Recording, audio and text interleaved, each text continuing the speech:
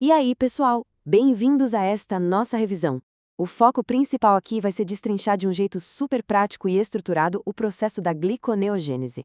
Esse material foi pensado justamente para quem está começando e precisa daquele resumo matador para as provas de fisiologia e bioquímica. A ideia não é só decorar o nome de enzima não, viu? É entender a lógica profunda que mantém a nossa máquina funcionando perfeitamente. Bora mergulhar nisso? Para começar, vamos encarar de frente esse macro problema: como o cérebro sobrevive depois de 24 horas de jejum. Olha só, quando as reservas de glicogênio do fígado vão para o espaço durante um jejum prolongado ou um treino muito pesado, o nosso meio interno é obrigado a manter a glicose no sangue perfeitamente estável. Por quê? Porque o cérebro precisa de glicose o tempo todo para sobreviver. Acabou a reserva, o corpo não tem escolha, ele tem que fabricar a glicose nova, literalmente do zero. A nossa agenda de hoje está dividida em 6 partes bem lógicas. 1. Homeostase e estresse metabólico. 2. A trajetória do glicerol. 3. Aminoácidos versus glicerol. 4. Enzimas-chave e localização. 5. O custo energético. E 6. Orquestração hormonal. Então vamos lá. Ponto 1. Homeostase e estresse metabólico. O pulo do gato aqui é entender que a gliconeogênese definitivamente não é só a via da glicólise rodando de marcha ré. Nada disso. É uma via metabólica totalmente diferente e independente que cria glicose a partir de compostos que não são carboidratos, como o glicerol, o lactato e os aminoácidos.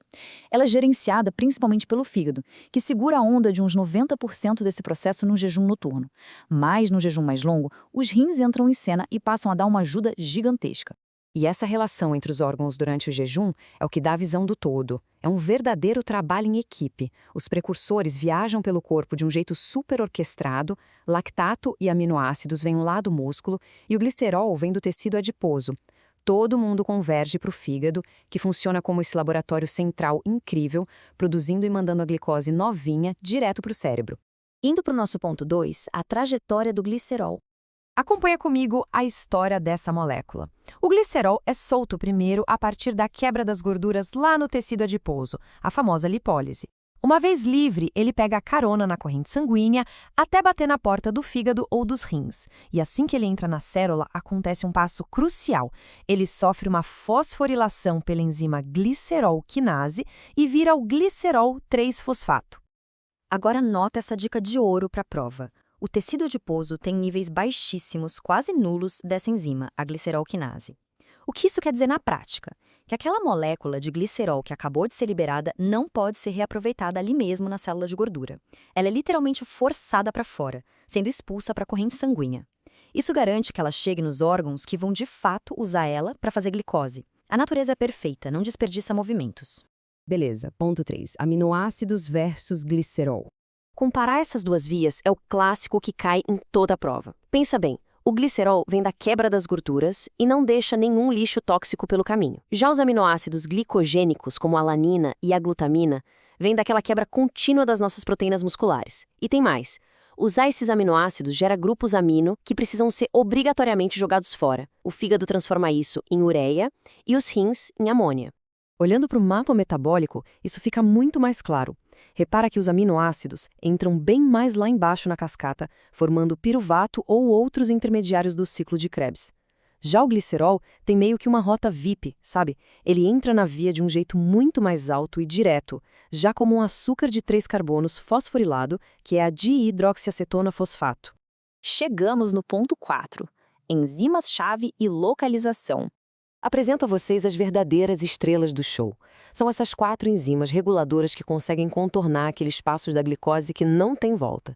E saber onde elas estão na célula é fundamental. Tudo começa lá na matriz mitocondrial com a piruvato carboxilase. Depois, o processo vai para o citosol com a PepsiCK e a frutose 1,6-bisfosfatase. E o grande finale, que libera a glicose prontinha para o sangue, acontece no retículo endoplasmático pela glicose 6-fosfatase. Percebe como essa bioquímica ganha uma arquitetura real e concreta? Vamos falar de dinheiro, ou melhor, de energia. Ponto 5. O custo energético. Quando a gente coloca os custos lado a lado, fica muito óbvio o quanto é mais eficiente para o corpo usar a gordura. Transformar glicerol em glicose é uma verdadeira pechincha energética, custa só 2 ATPs. Agora, se o fígado for fazer uma molécula de glicose usando aminoácidos, ele tem que pagar um pedágio caríssimo de 6 moléculas de ATP. É uma diferença absurda. E da onde sai toda essa energia para pagar esse pedágio pesado de 6 ATPs? O fígado tem que se apoiar na queima intensa de ácidos graxos, ou seja, a quebra das gorduras não dá só o glicerol para formar a estrutura da nova glicose, mas dá também a energia bruta para bancar essa via super cara dos aminoácidos. Tá tudo conectado de forma brilhante. E o nosso último tópico, ponto 6, orquestração hormonal. É aqui que a gente vê quem são os maestros dessa orquestra. Quando a glicose cai no sangue durante o estresse metabólico, a insulina despenca e hormônios como o glucagon e a adrenalina sobem rápido. Esses sinais disparam cascatas acopladas à proteína G e a AMP cíclico, que vão lá e ativam as enzimas certas na hora certa. Isso rola tanto por modificação covalente, tipo a fosforilação, quanto por controle nos genes mesmo e regulação alostérica. A grande sacada é a seguinte: no estado alimentado com a insulina alta, o corpo bloqueia a produção das enzimas da gliconeogênese. Mas no jejum, os hormônios de estresse, como o glucagon e o cortisol, assumem a direção. Eles mandam o fígado fabricar essas enzimas e, de quebra, estimulam fortemente a lipólise lá no tecido adiposo. Tudo isso para inundar o sangue com aquele glicerol e com os ácidos graxos que a gente acabou de ver que são essenciais. E para amarrar tudo isso de volta com a nossa homeostase, eu deixo essa provocação na tela para vocês pensarem. O que aconteceria com o pH do nosso sangue num jejum extremo se os rins não usassem a glutamina? É incrível, mas no jejum prolongado, os rins quebram a glutamina muscular para fazer glicose, e a amônia que sobra desse processo vai para a urina, justamente para neutralizar a acidez pesada dos corpos cetônicos. Ou seja, a gliconeogênese não só salva a gente da falta de açúcar, como impede que o nosso sangue sofra um colapso fatal de pH. É a fisiologia humana na sua forma mais brilhante e conectada. E a compreensão disso é exatamente o que vai te garantir aquele notão na prova. Um grande abraço e continuem estudando.